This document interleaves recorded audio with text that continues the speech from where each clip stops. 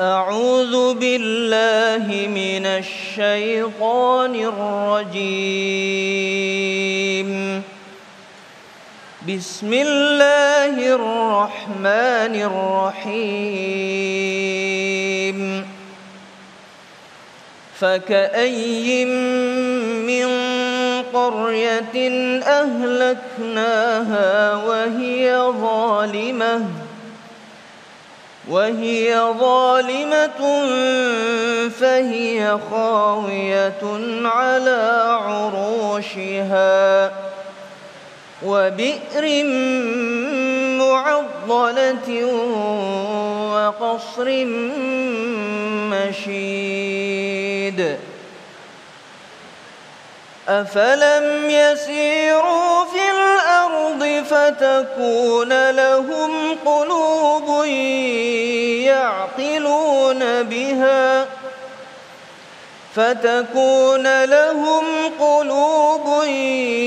يعقلون بها أو آذان يسمعون بها فإنها لا تعمى الأبصار ولكن تعمى القلوب التي في الصدور صدق الله العظيم.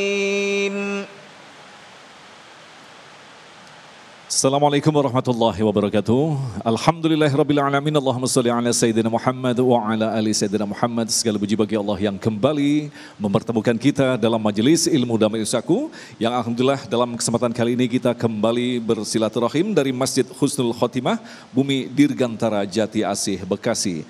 Kita akan mengangkat tema yang masih berkaitan dengan bencana. Orang beriman adalah orang yang meyakini bahwa bumi yang kita injak pada saat ini adalah makhluk Allah yang taat kepada Allah. Tentu saja apa yang dilakukan oleh manusia, kebaikan dan keburukan akan bereaksi terhadap bumi. Itulah tema yang kita angkat dalam kesempatan kali ini bersama guru-guru yang kita cintai. Telah hadir bersama kita Ustadz Aam Amiruddin dan Ustadz Fatih Rishad.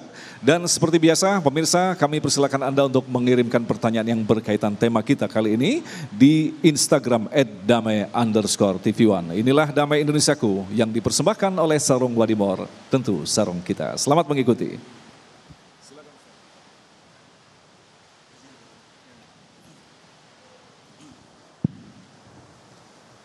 Assalamualaikum warahmatullahi wabarakatuh. Bismillah walhamdulillah wassalatu wassalamu ala asyrafi khalqillah wa ala alihi wa sahbihi wa man tabi'ahudah wa walah, amma ba'du. Para alim ulama, para tokoh sepuh, bini sepuh, para ayahanda, para bunda, segenap pemirsa program Damai Indonesiaku TV1 dimanapun antum berada, wabil khusus yang mulia ayahanda Abuya Ki Haji Aam Amiruddin, semoga beliau sehat panjang umur. Yang mulia kakanda Al-Ustadz Agung Izzul Haq, mudah-mudahan beliau selalu istiqomah di dalam membimbing kita semua. Amin ya rabbal alamin. Para bapak, para ibu yang dimuliakan Allah. Manusia bisa zolim, manusia bisa berbuat maksiat, dosa dan durja karena lupa sama diri. Orang kalau sadar nggak bakal, Pak. Ketika seorang berbuat dosa dan berbuat maksiat karena dia lupa dirinya, bahkan imannya kecabut. Oleh sebab itu versi Al-Hasyr ayat 19, Allah Subhanahu wa taala berfirman, "Wala takunu kalladzina nasullaha fa ansahum anfusahum." Janganlah kalian menjadi orang-orang yang melupakan Allah dan Allah lupakan mereka pada akhirnya.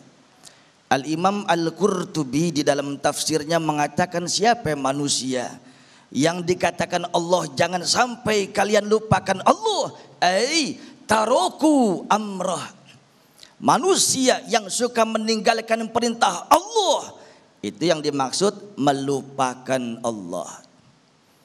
Lalu ketika Allah bikin lupa itu manusia, ayyaj'alu laha khaira. Allah tahan itu manusia untuk tidak berbuat kebaikan dan taat, sehingga lantaran Allah bikin lupa itu manusia, tidak ada amalan kebaikannya. Bapak Ibu yang saya muliakan, zalim itu artinya gelap. Al-ilmu nur, ilmu adalah cahaya. Ketika manusia di setiap sisi kehidupannya tanpa ilmu, maka kehidupannya akan gelap. Punten mohon maaf, bagaimana kondisi kalau kornea mata kita tidak aktif? Punten mohon maaf, ketika Allah berikan satu karunia, kita bisa memandang, kita bisa menjangkau apa yang kita lihat. Tapi ketika punten mohon maaf, kornea mata kita tidak berfungsi, jalan tanpa tongkat akan lebih sulit, saudara. Nabrak sini, nabrak situ, jatuh ke sini. Itulah orang-orang yang zalim, tabrak aja udah. Muang setan kita, tabrak aja udah. Yang penting kaya dulu kita. Waalaikumsalam. Waalaikumsalam. Masih hidup? Masih kuat, Pak? Bapak Ibu yang saya muliakan, maka konsepnya ketika orang lupa diri akan riskan untuk berbuat zalim. Sampai-sampai ketika Allah memberikan satu azab dan musibah pun, itu pun karena kezaliman manusia. Allah Subhanahu wa taala berfirman di dalam surah Yunus ayat 12, "Wa may yazlim minkum nuzighu azaban kabira."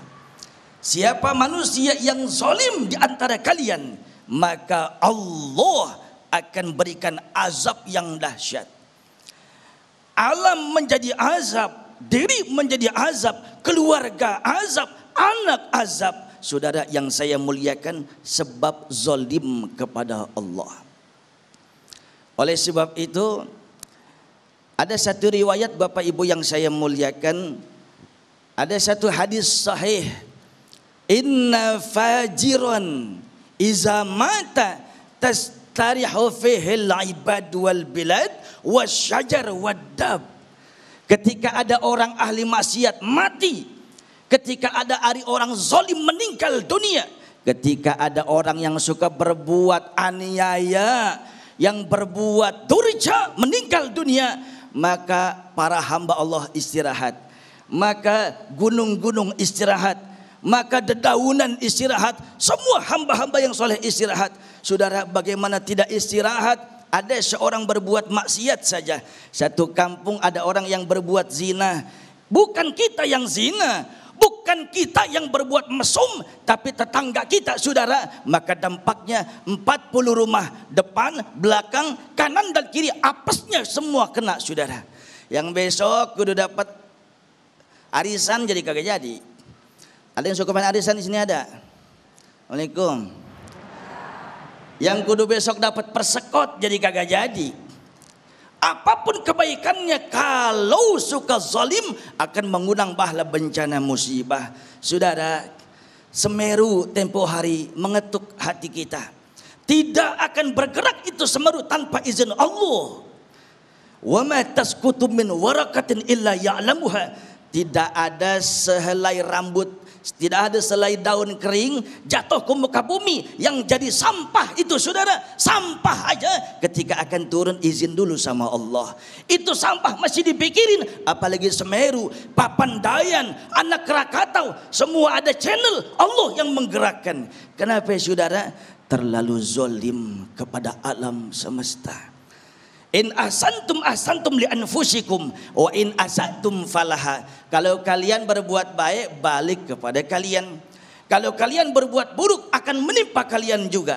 Bapak Ibu yang saya muliakan, orang zalim kalau nggak ada, orang zalim kalau meninggal dunia, maka gunung pun istirahat. Kenapa Semeru berontak, saudara? Ini kuasa Allah. Ambil hikmahnya. Tapi versi Al-Quran bima kasabat aydin nas, itu pun karena tangan-tangan ulah-ulah manusia juga. Tambang boleh, tapi jangan kebablasan. Geruk tapi tidak ada keseimbangan alam. Geruk saya geruk, tambang si tambang, tapi tidak ada penanaman pohon kembali. Cuma ngikutin nafsu syahwat. Para ayahanda, para bunda yang dimuliakan Allah. Kullu lahmin nabata min haram fannar aulabi. Setiap daging yang tumbuh dari harta yang haram, maka itu daging pantas dijadikan sebagai neraka. Bu, Pak, belum ngopi apa ya? Azab bukan mesti Semeru meletus. Enggak mesti hujan yang mengakibatkan longsor, banjir bandang, kebakaran satu kampung, tidak.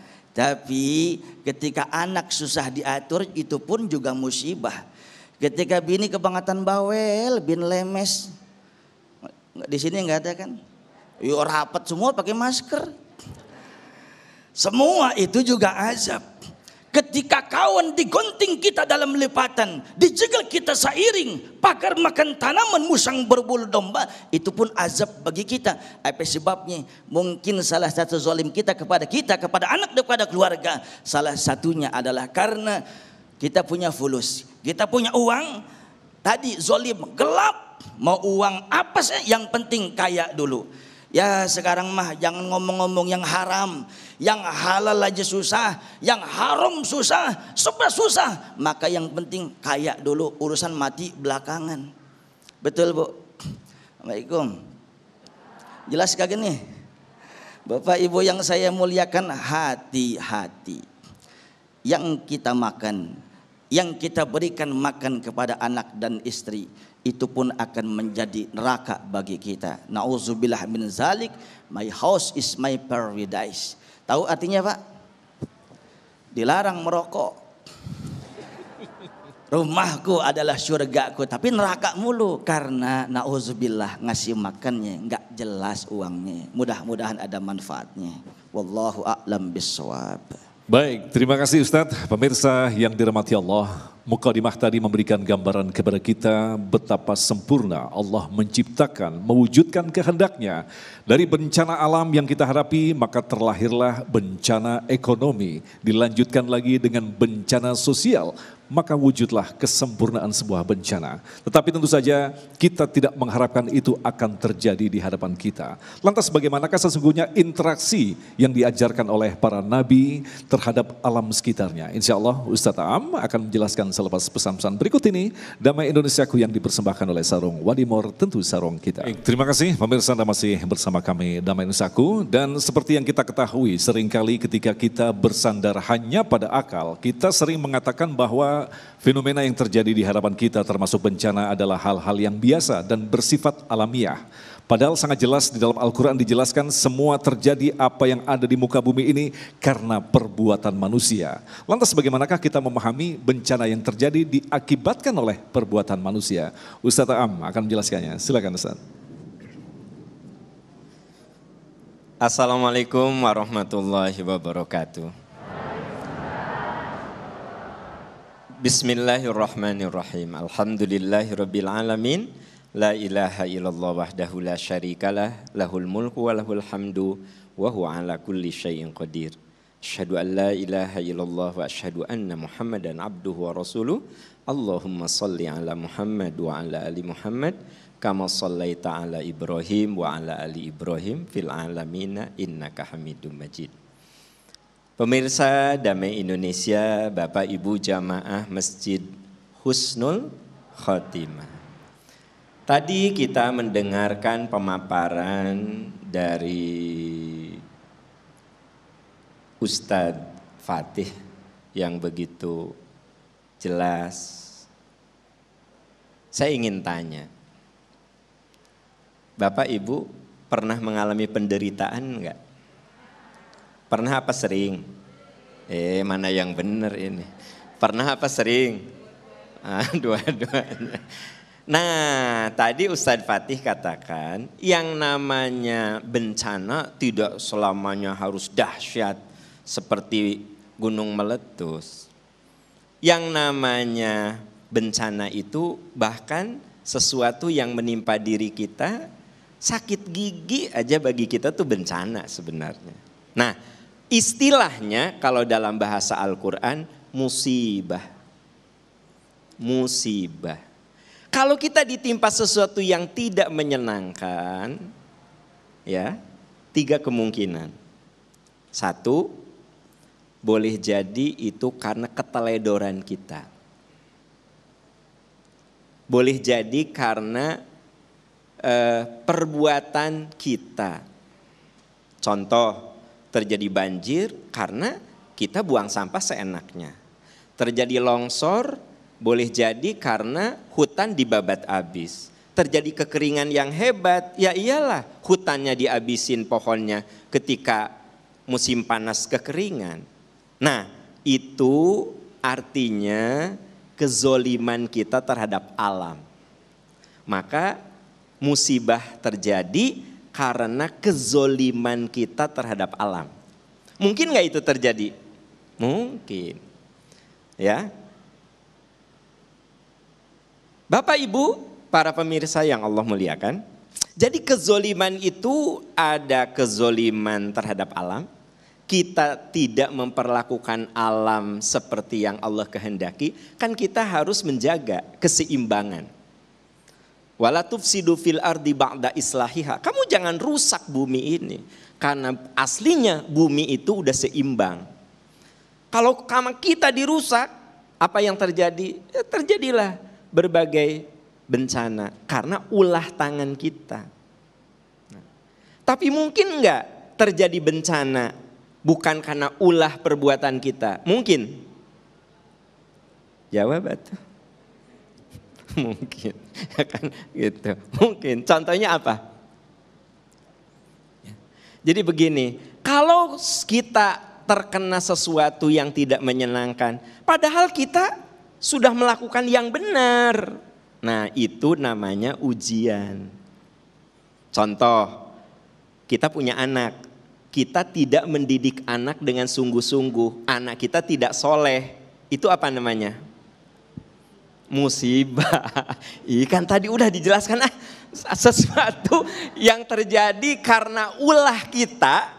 Kita punya anak, gak pernah dididik, gak pernah diajarin, dibiarkan serba boleh. Ayah mau mabok, sok boleh. Ayah mau judi, sok boleh. Kita gak pernah mendidik. Benar, dia jadi orang yang tidak soleh. Akhirnya itu musibah karena kelakuan kita.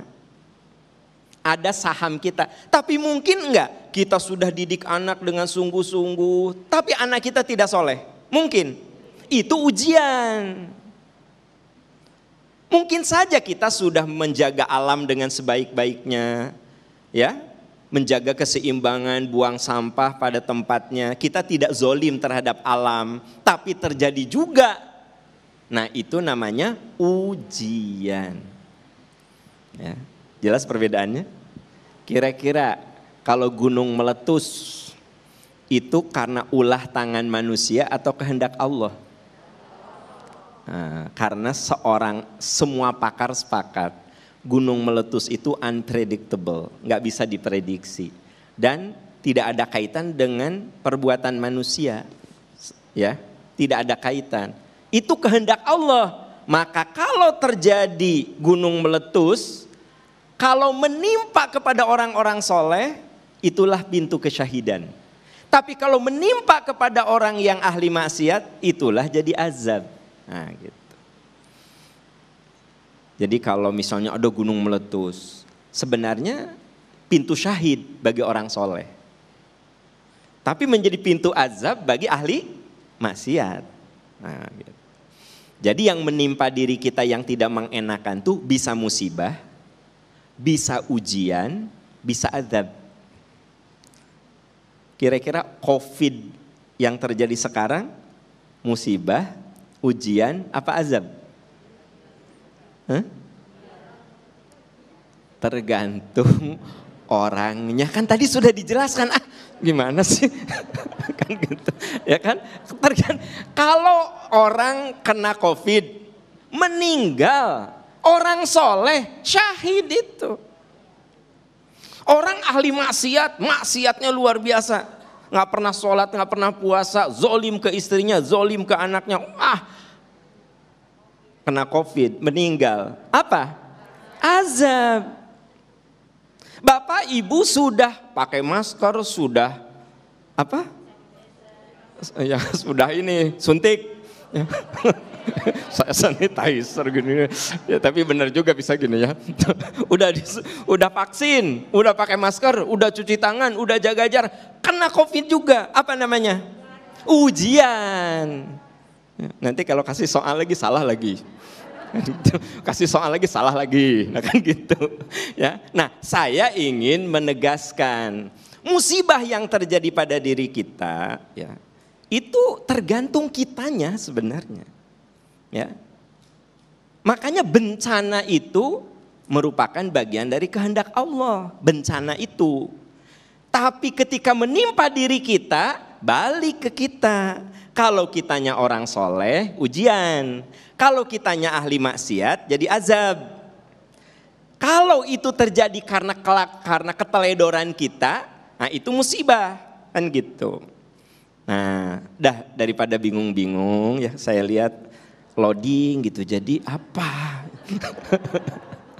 Jadi apa? Intinya begini, mulailah kita jadi orang yang proporsional. Adil, kebalikan dari adil itu zolim. Pertama, jangan zolim pada diri kita sendiri. Ya, ibu udah jelas kolesterolnya tinggi, tetap aja makan sate, dolim.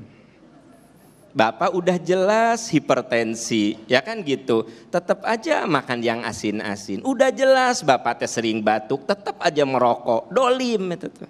Dolim terhadap diri sendiri. Udah jelas mata tuh capek, lelah, ngantuk, tetap maksain nonton drama Korea. Dolim terhadap diri sendiri. Ya, jelas Bu? Jelas. Pertama, jangan dolim terhadap diri kita sendiri. Yang kedua, tadi Ustadz Fatih mengatakan jangan sampai kita zolim kepada Allah, yaitu kita melanggar aturan-aturan Allah. Ya. Ketika Allah memerintahkan A, kita kerjakan. Ketika Allah melarang B, kita tinggalkan. Nah, yang ketiga, kita jangan zolim terhadap alam.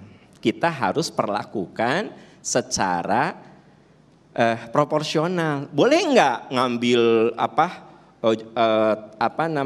kayu jati dari hutan? Boleh. Boleh, tapi kita tanam lagi. Namanya apa? Reboisasi, ya kan gitu. Awas jangan salah. Ya. Itu namanya reboisasi, ya gitu. Bukan renovasi. Ya. Jadi kalau hutan dibabat, kita harus renovasi, bukan renovasi mah rumah. Kan? Reboisasi. Jadi sebenarnya Islam itu mengajari kita hidup berkeseimbangan. Kalau kita hidup seimbang, alam diperlakukan secara seimbang, dia tidak akan madorot ke kita. Kita perlakukan diri kita secara proporsional, insya Allah kita sehat. Jadi rumusnya, adillah terhadap diri kita, adillah terhadap Allah, adillah terhadap alam. Maka insya Allah musibah apapun akan menjadi kebaikan yang menimpa pada diri kita. Semoga kita punya kekuatan untuk selalu berlaku adil alias jauh dari kezoliman. Amin. Ya. Baik, terima kasih pemirsa, masih bersama kami dan Besaku. Kita mengangkat tema yang sangat menarik sekali, kaitan antara perbuatan manusia, tabiat manusia dan tabiat bumi sebagai tempat yang kita ijak atau kita pijak, dan ternyata bumi mampu melakukan reaksi berupa bencana dan lain sebagainya seperti yang telah dijelaskan oleh guru kita tadi. Kita akan mulai untuk menjawab pertanyaan-pertanyaan berikut ini. Kami persilakan yang pertama kepada Bapak Siswanto yang akan diawali oleh jawabannya oleh Ustadz Fatih. Tafadhol, Bapak. Assalamualaikum warahmatullahi wabarakatuh. Yang kami hormati para ustadz dan para guru semuanya. Ustadz, kalau kita lihat sekarang tampaknya alam sedang menyesuaikan dirinya dengan berbagai bencana.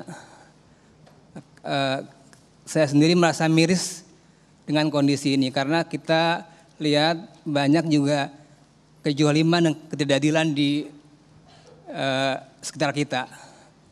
Dan pihak kita sebagai makhluk yang lemah tidak kuasa untuk menegur atau menyampaikan.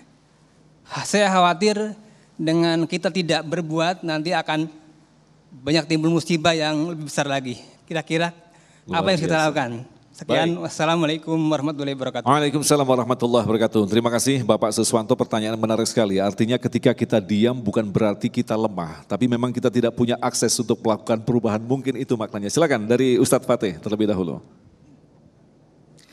Bismillahirrahmanirrahim, ayahanda yang mulia. Kembali lagi penjelasan yang lalu, kalau tidak mampu kita secara kekuasaan kita tidak memiliki, tangan kita tidak mampu, lisan kita tidak khawatir sesuatu, maka hati kita paling tidak kita berdoa. Doa itu adalah zikir, zikir itu adalah ibadah, ibadah itu adalah daf'ul balaya, doa itu adalah penolak bala yang sangat jitu, sekalipun adhaful iman, iman yang paling pendek. Bapak Ibu, Rasulullah pernah memberikan satu ilustrasi. Ketika Allah ciptakan langit dan bumi hari Ahad, Allah ciptakan gunung hari Senin, Allah ciptakan binatang-binatang dinosaurus pada zaman itu awalnya itu hari Selasa. Allah ciptakan cahaya itu hari Rabu. Allah ciptakan surga dan neraka hari Kamis.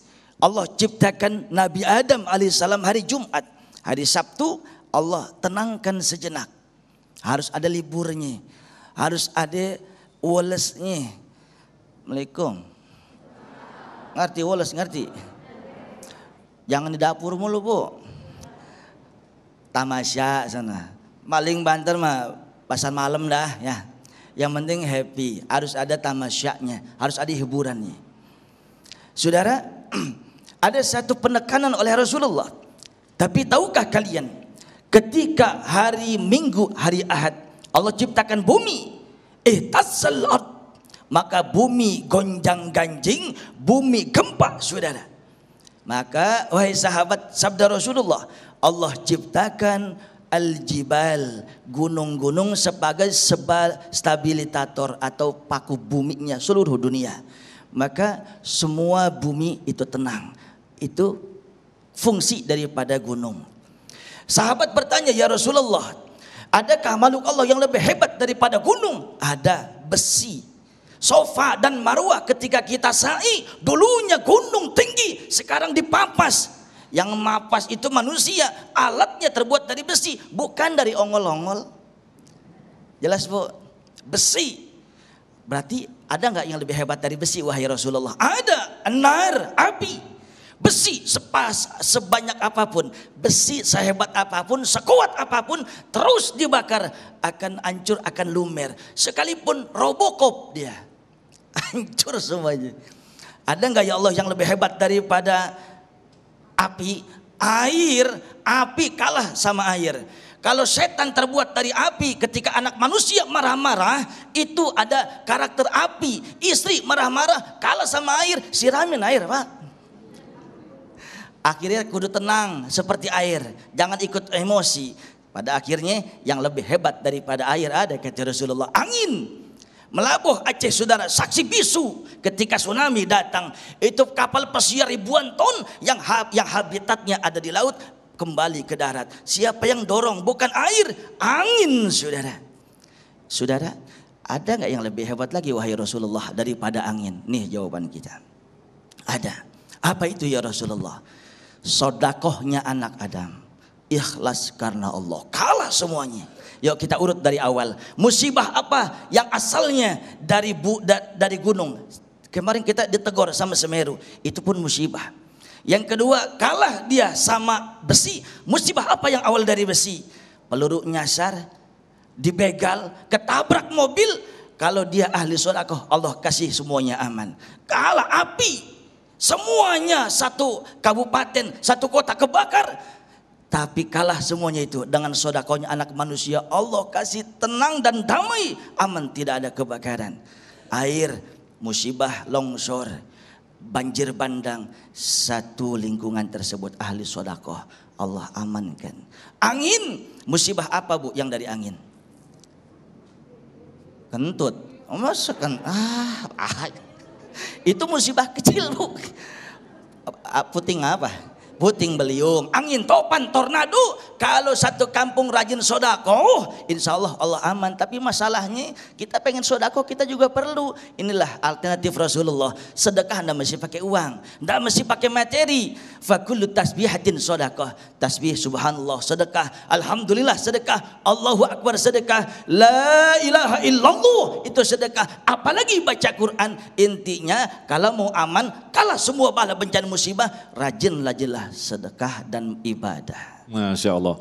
Nah Ustaz Am, kalau kita kembangkan dari pertanyaan ini, ketika musibah seperti contoh yang kita hadapi saat ini, wabah itu mendunia. Di lain sisi justru manusia mencari jalan keluar bagaimanakah menyelesaikan musibah ini. Tapi di lain sisi mohon maaf ada yang mencari keuntungan daripada musibah itu. Artinya mereka membiarkan musibah itu tetap terjadi. Nah lantas ini kita dihadapkan pada dilema. Di lain sisi tadi sebagian orang melaksanakan istighosah agar dihentikan ya Allah musibah ini. Tapi di lain sisi orang mengambil keuntungan dari situ. Baik itu musibah corona, banjir dan sebagainya. Mohon tanggapan dari Ustaz Am. Ya, Bapak Ibu yang Allah muliakan. Kan sebenarnya tugas kita adalah menyelesaikan masalah kita, ya. Jadi ada orang yang senang juga, Pak Ustadz Agung, ini COVID ini berlama-lama senang juga, gitu. Jualan obatnya bisa lama, jualan maskernya bisa lama, ya kan gitu. Jualan vaksinnya bisa lama, jadi sengaja dilama-lamain, gitu. Ada sekelompok orang gitu. Tapi ada orang yang ingin segera selesai. Nah, sebenarnya yang kita butuhkan apa? Berlama-lama apa segera selesai? Ikhtiarlah seperti yang kita inginkan. Ya. Bahwa ada, betul kata Ustadz Agung tadi, ada yang pengen itu ini. Kita ini ketika ada masalah, tadi oleh Ustadz Fatih sudah dijelaskan rumus spiritualnya berzikir kepada Allah, bersedekah. Rumus amaliyahnya, faktualnya adalah kita mulai dari diri kita dan keluarga kita. Jadi selalu mulai dari unit terkecil. Bahwa nanti ada sebuah kebijakan-kebijakan yang di luar kemampuan kita, biarlah Allah yang Maha Kuasa yang akan memberikan yang jalannya sesuai kehendaknya. Tapi semoga kehendak yang Allah turunkan itu baik, karena unit-unit kecil itulah yang kemudian menjerit untuk segera diberi kebaikan.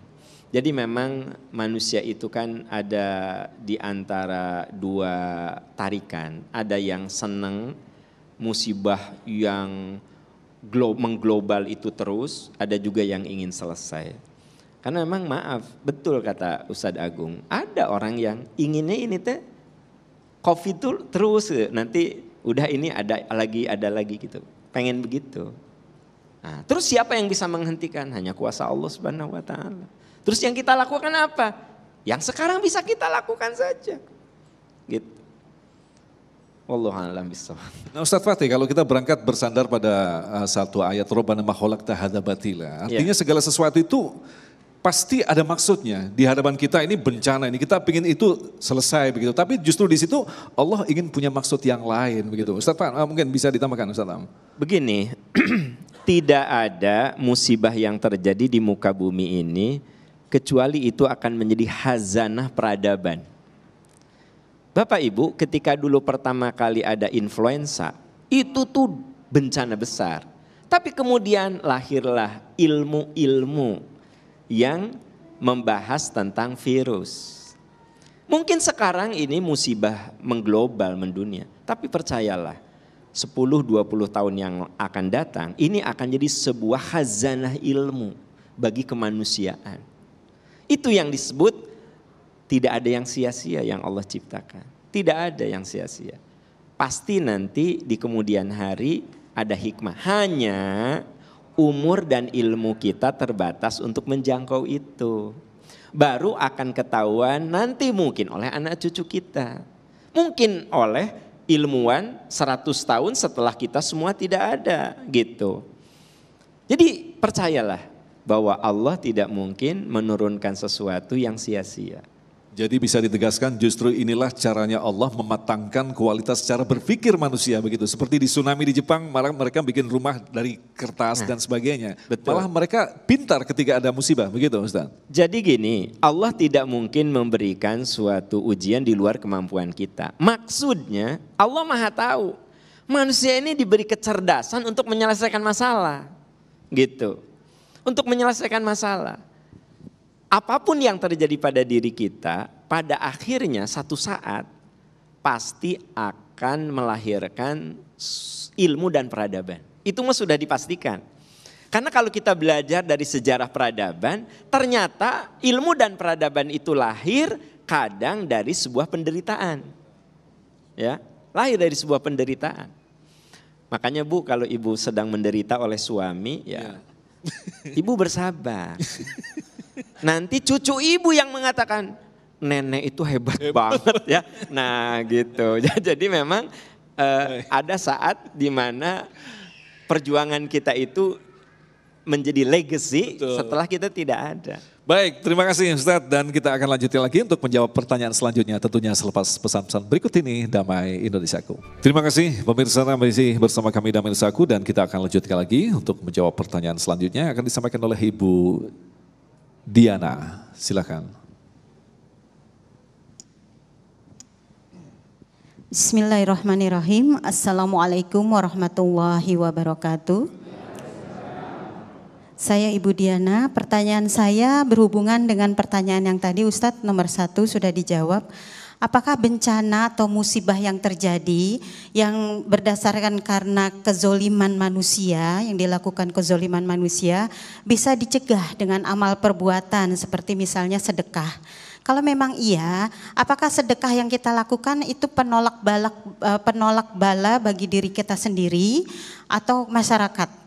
Baik, itu saja. Terima kasih Ibu Diana. Assalamualaikum warahmatullahi wabarakatuh. Mungkin bisa dari Ustadz Am terlebih dahulu. Jadi intinya adalah mekanisme daripada doa bencana itu bisa menyetop bencana atau menutup bencana, menunda bencana. Silakan Ustadz. Ya, intinya kan apakah sedekah itu menolak bala? Kan itu. Pertama, fahami dulu sedekah itu kan bukan sekadar dengan finansial. Tadi oleh Ustadz Fatih dikatakan takbir itu sedekah, tahlil itu sedekah. Terus ada lagi sedekah yang dengan perbuatan Bu. Tabassumuka li akhika shadaqah. Senyummu itu adalah sedekah. Jadi sebenarnya sedekah itu ada yang memang menolak bala untuk diri kita sendiri.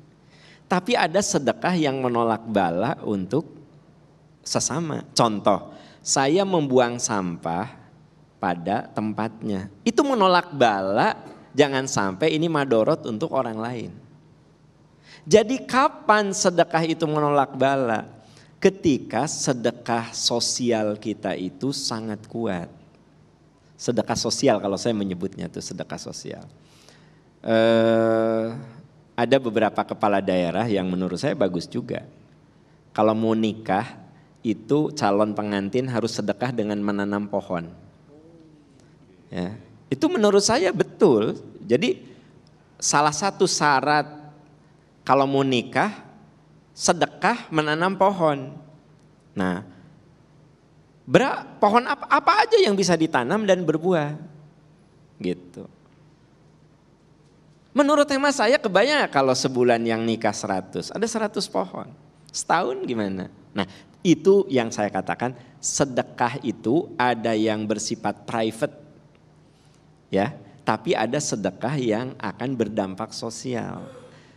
Bapak Ibu, sahabat-sahabat pemirsa, ketika saya parkir pada tempatnya saya sedekah. Kenapa? Karena membuat nyaman orang lain. Ketika saya parkir seenaknya bikin macet orang. Nah, jadi ketika kita bicara sedekah itu akan menolak bala kepada banyak orang, sedekah yang mana? Yaitu sedekah yang punya dimensi-dimensi sosial. Nah, itu yang akan menolak bala secara sosial gitu.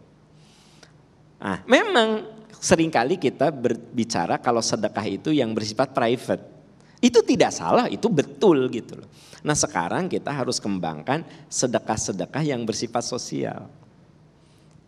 Nah, itu tadi apa yang ditegaskan oleh Ustadz Am tadi, artinya sesuatu yang belum terjadi. Jangan kita sampai membiarkan bala itu terjadi. Nah, Ustadz Fatih, bagaimana dengan situasi yang sudah terjadi? Kita mengalami sesuatu hal yang sangat berat, ada banjir, ada tsunami dan sebagainya, kemudian kita bersedekah. Nah, ini lantas pembahasannya mungkin wilayahnya pada hakikat. Bagaimana mungkin kita bersedekah mampu menyelesaikan masalah itu? Atau mungkin ada yang perlu dikoreksi dari pertanyaan ini, Ustadz? Bismillahirrahmanirrahim. Para bunda, para ayahanda, para guru yang Al-Fakir muliakan. Rasulullah sallallahu alaihi wasallam bersabda, "La yamutanna ahadukum illa wa huwa yuhsinuz zanna billah." Hadis sahih. Wahai sahabat, jangan sampai di antara kalian mati meninggal dunia. Jangan sampai seorang di antara kalian meninggal kecuali tanamkan husnuzon kepada Allah. Itu salah satu ciri husnul khotimah. Ini masjid apa namanya? Mudah-mudahan ibu-ibu cepat masuk surga nih. Amin. Yang ngomong amin biasanya 2 minggu lewat, Bu. Mudah-mudahan panjang umur, sehat walafiat. Ketika orang dikatakan husnul khotimah meninggal dunia, dalam hatinya tidak ada suuzon kepada Allah. Berarti kalau mau menempuh cara seperti itu, likulli imri'in ma ta'awwada, segala sesuatu tergantung kebiasaannya. Sering-sering saya ulang, Bunda. Orang tuh awalnya tidak bisa mengendarai motor.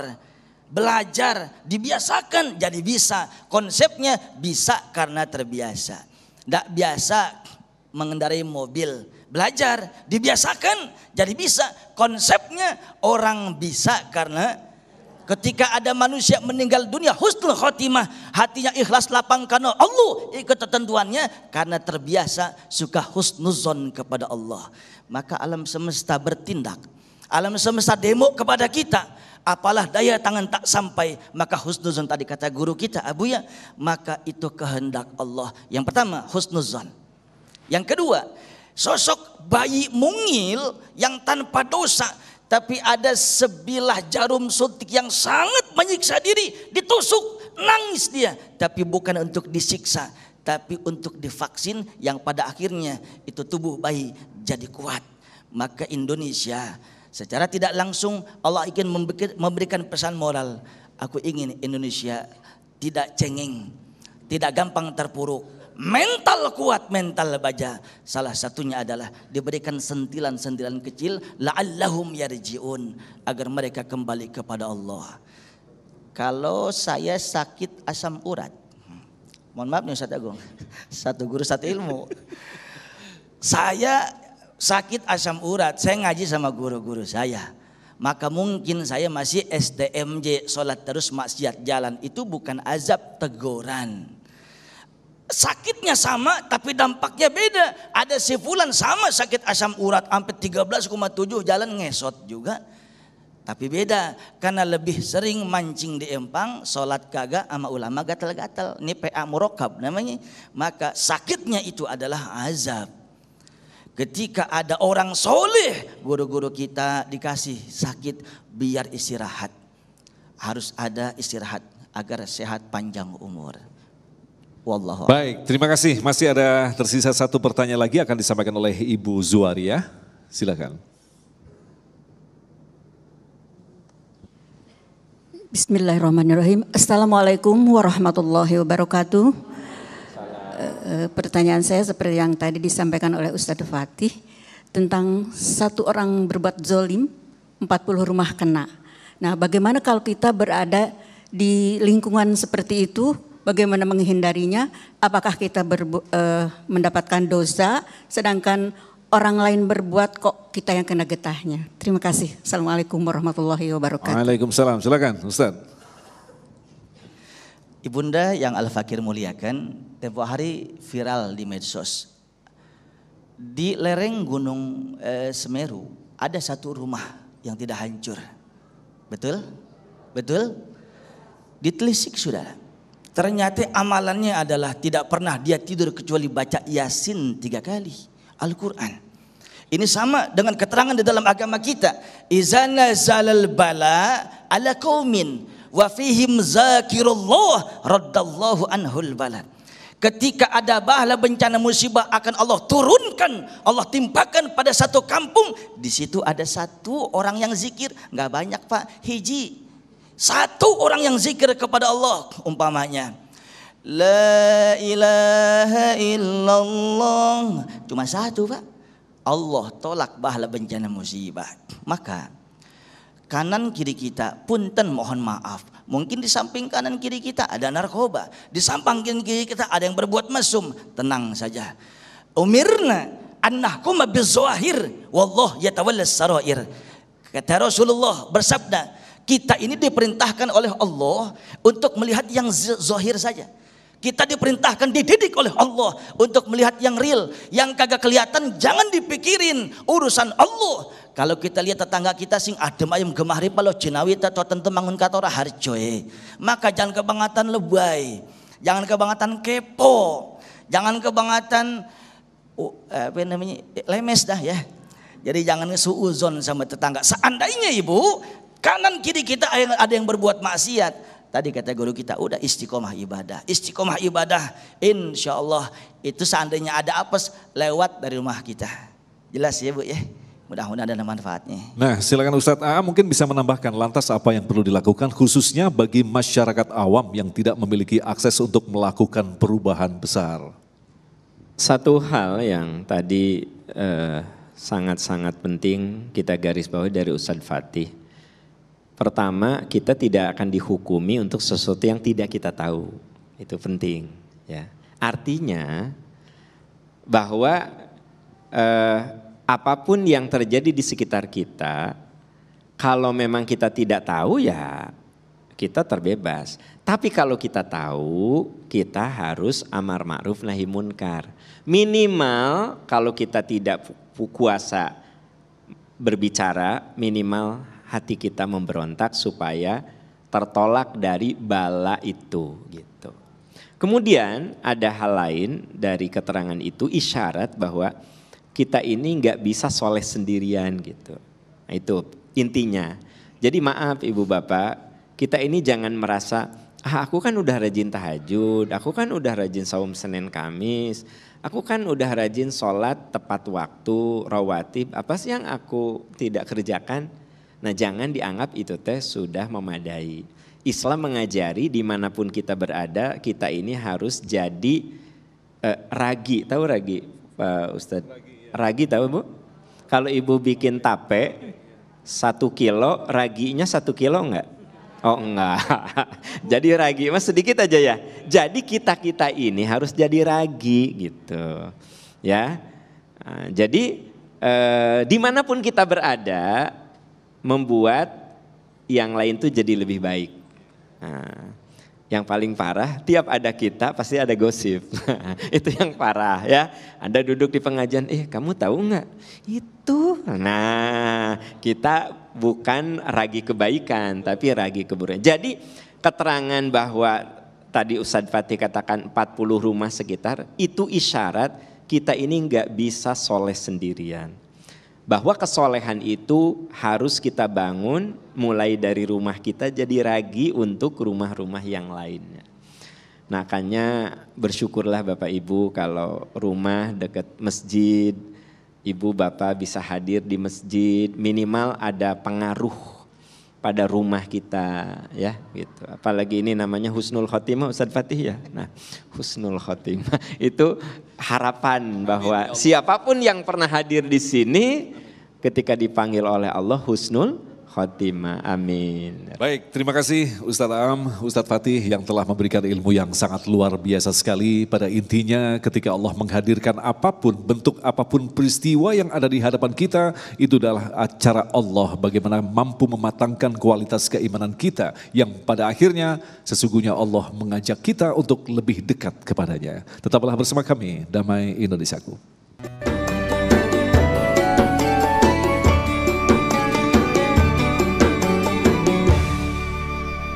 Demikian pemirsa yang dirahmati Allah, Damai Indonesiaku untuk hari ini. Akhirnya saya Agung Izul Haq dan kerabat kerja Damai Indonesiaku serta pendukung acara ini Sarung Wadimor, tentu sarung kita, mengucapkan terima kasih atas perhatian Anda. Assalamualaikum warahmatullahi wabarakatuh. Bapak, Ibu, pemirsa, sahabat, mari kita tundukkan kepala kita, hati kita bermohon pada Allah Subhanahu wa taala. Allahumma inni as'aluka bi anni ashhadu annaka antallah la ilaha illa antal ahadus somadul ladzi lam yalid wa lam yulad wa lam yakul lahu kufuwan ahad. Rabbana zalamna anfusana wa illam taghfir lana wa tarhamna lanakunanna minal khasirin. Ya Allah, ya Rahman, ya Rahim, ampuni segala kesalahan kami, maafkan segala kekeliruan kami. Bimbing kami semua dengan cintamu, dengan rahmatmu, sehingga kami merasa nikmat di jalan kebenaran dan kebaikan. Ya Allah yang maha pemurah, karuniakan kepada kami keluarga yang soleh, keluarga yang penuh mawadah, rahmah, sakinah.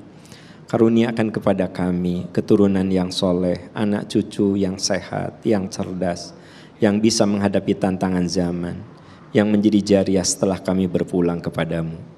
Ya Allah, ya Rahman, ya Rahim, beri kami kekuatan untuk selalu sabar, tabah, menerima segala ujian yang Engkau berikan kepada kami.